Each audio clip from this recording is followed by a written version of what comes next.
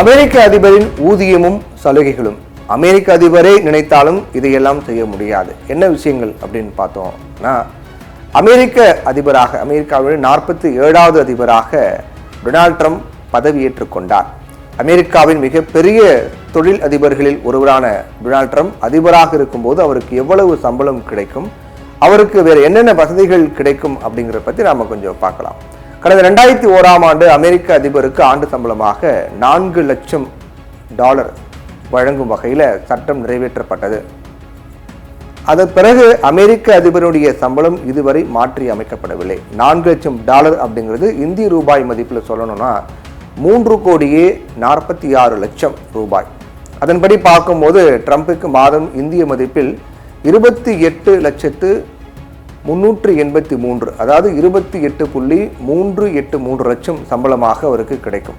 மாத சம்பளமாக பிரித்து பார்த்தோம் அப்படின்னா, இதுக்கு முன்னாடி 1969 முதல் 2001ஆம் ஆண்டு வரை அதிபருடைய ஊதியம் ஆண்டுக்கு $2 லட்சம் இருந்தது குறிப்பிடத்தக்கது. இது ஒரு பெரிய தொகை போல தெரிந்தாலும் கூட உண்மையில் அமெரிக்காவினுடைய டாப் ஒரு பெரிய பணக்காரருடைய ஆண்டு வருமானத்தை விட இந்த சம்பளங்கிறது ரொம்ப ரொம்ப கம்மி தான். அங்க ஒரு டாப்ல இருக்கிற ஒரு பணக்காரர்கள் ஆண்டுக்கு $7.88 லட்சம் சம்பாதிக்கும் சூழ்நிலையில அதை விட ட்ரம்ப் சம்பளம் ரொம்ப ரொம்ப கம்மியாகவே இருக்கிறது. அதோட ஒப்பீட்டிற்கு சொல்லணும் அப்படின்னா, உலகின் மற்றொரு முக்கிய நாடான சிங்கப்பூர்ல பிரதமருடைய ஆண்டு சம்பளம் பார்த்தீங்கன்னா $1.6 மில்லியன் இருக்கும் நிலையில அதை விட அமெரிக்க அதிபருடைய சம்பளம் கம்மி தான்.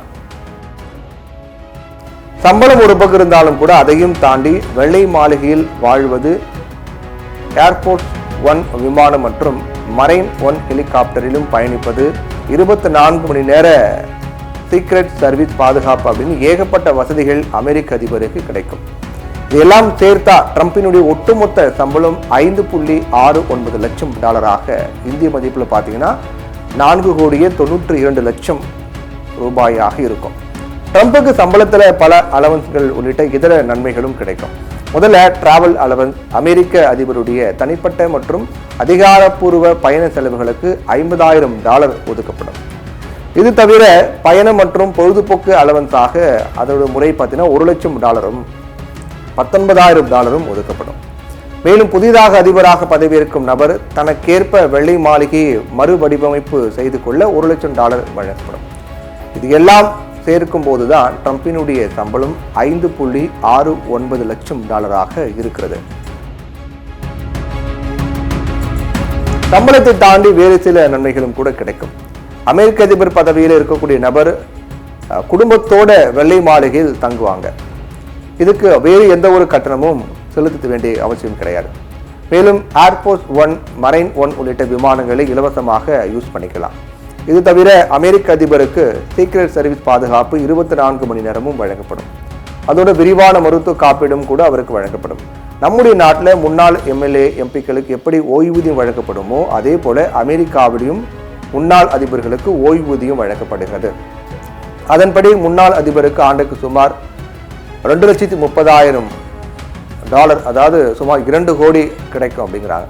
இது தவிர விரிவான மருத்துவ காப்பீடு, அலுவலக இடம், ஊழியர்களுக்கான வாடகை ஆகியவையும் கிடைக்கும்.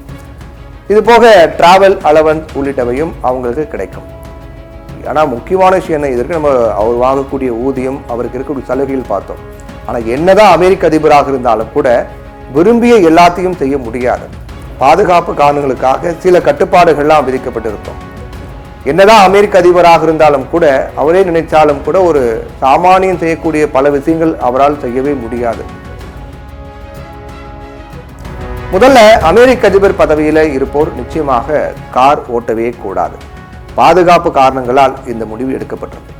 1960களில் அதிபரை குறிவைத்து கொலை முயற்சிகள் நடந்த நிலையில வாரன் கமிஷனர் ரிப்போர்ட்டின் அடிப்படையில் இந்த முடிவு எடுக்கப்பட்டதுன்னு சொல்றாங்க.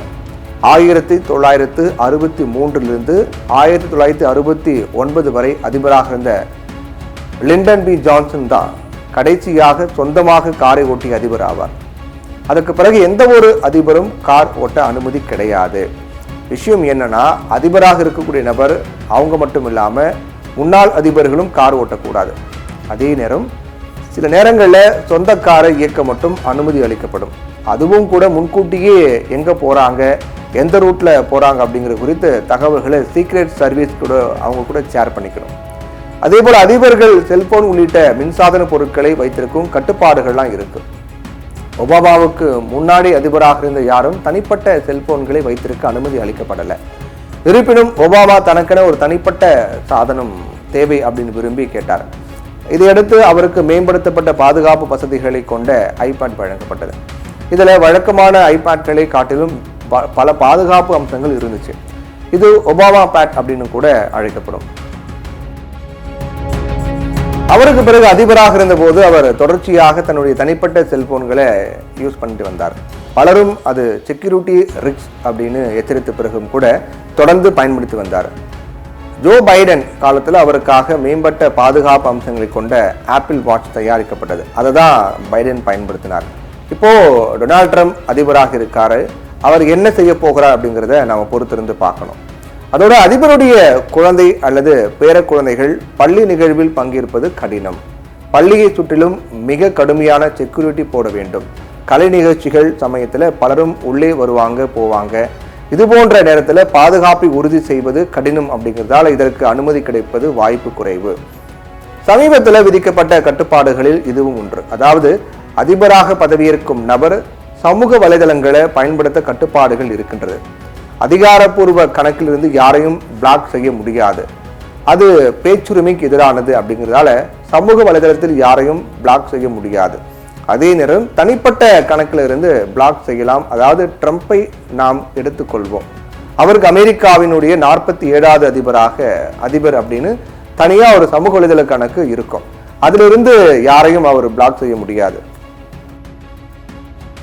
அதே நேரம் டொனால்ட் ட்ரம்பினுடைய தனிப்பட்ட பக்கத்தில் இருந்து, அதாவது அவர் அதிபராக முன்பே பல ஆண்டுகளாக பயன்படுத்தி வருவது, அவருடைய தனிப்பட்ட கணக்கிலிருந்து யாரையும் வேண்டுமானாலும் பிளாக் பண்ணலாம். அதோடு ஒரு அமெரிக்க அதிபரால் சாதாரண விமானத்தில் டிக்கெட் எடுத்து செல்ல முடியாது. பாதுகாப்பு காரணங்களால் இதற்கு தடை விதிக்கப்பட்டிருக்கிறது. அமெரிக்க அதிபருக்காக பிரத்யேக மேம்பட்ட பாதுகாப்பு வசதிகளோடு வடிவமைக்கப்பட்ட ஏர்ஃபோர்ஸ் 1 என்ற இராணுவ விமானத்தை மட்டுமே அதிபரால் பயன்படுத்த முடியும். இன்னொரு வினோதமான கட்டுப்பாடு என்ன அப்படின்னா, அதிபராக இருக்கக்கூடிய ஒருவர் ஜன்னலை திறக்கக்கூடாது. கொலை முயற்சிக்கு வாய்ப்பு இருப்பதால் கட்டிடம், கார் அப்படின்னு எங்கும் அதிபர் ஜன்னலை திறக்கக்கூடாது. முன்னாள் அமெரிக்க அதிபர் ஒபாமா இது தொடர்பாக ஒரு நேர்காணல கூட பேசியிருந்தார். இப்படி அமெரிக்க அதிபர் உலக நாடுகளால் வியந்து பார்க்கப்படக்கூடிய, ஒட்டுமொத்த நாடுகளும் உற்று நோக்கக்கூடிய அமெரிக்க அதிபர், அந்த அதிபருக்கான ஊதியம் மற்றும் சலுகைகள், அதோடு அவருக்கு இருக்கக்கூடிய கட்டுப்பாடுகள், இது எல்லாமே தொடர்ச்சியாக பின்பற்றப்பட்டு வருகிறது.